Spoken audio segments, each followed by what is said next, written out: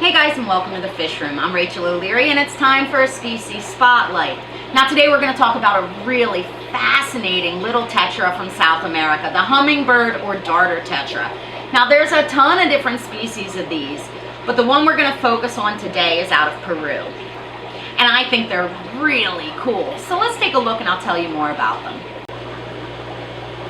It's easy if you sit and watch these guys to see how they get their name, the hummingbird tetra. They move around in these short little bursts. And I think they're really, really fascinating. Now I realize they're not one of the flashier species of tetra. However, there's something that has to be said for these really, really unique adaptations. Now these guys come from coastal rivers that are mainly made up of sand and then jumbles of rocks of all sizes, similar to a goby. And so they've adapted their fins to create a way for them to grip rocks and to survive in this sort of strange environment, which often can have a fair amount of flow and clear water. If you're setting up an aquarium for these guys, you would want to do something like this with sand and small gravel all the way up to the larger river rocks.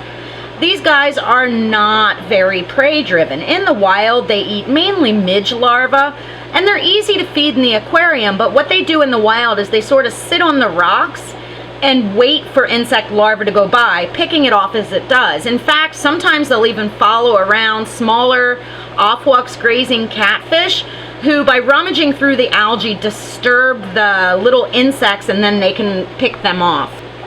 Now these guys are so unique. They are a South American family of characids called cranichids, and there's over 9 different families with 70 different species, most of which are not well known and rarely identified correctly in the trade. Most often you just see them generically labeled as Characidium species or hummingbird tetras or darter tetras, and that's because they really do look very much like a darter or a goby. They are absolutely fascinating, extremely gregarious, meaning you would want to keep them in groups of at least 6, with more always being better. I think it's really, really neat to have a tetra that is a bottom dweller like these guys. Now, they can be really difficult to sex. When they hit maturity, which is, these guys are nearly there. These are about 2 inches, 1.5 to 2 inches.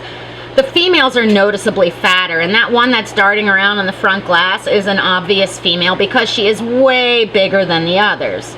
Some species have some dimorphism in their fins, with the males having little speckles there and the females being thin.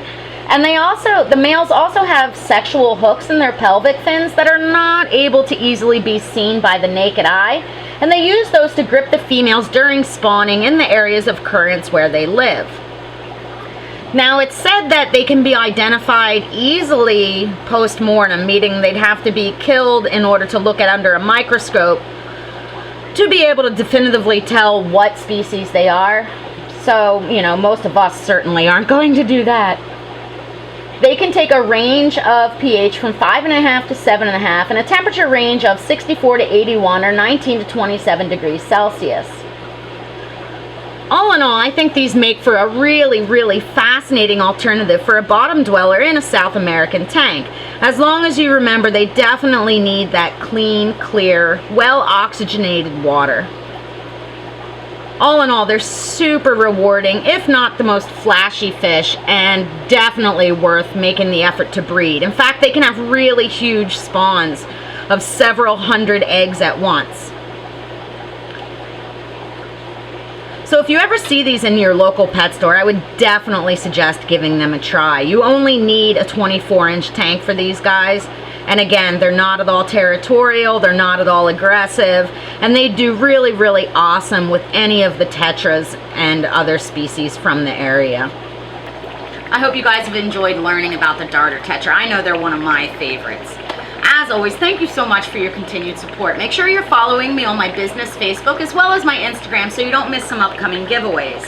As always, let me know below if you guys have any comments, suggestions, or questions, and make sure you hit that notification bell so you don't miss any of my upcoming videos.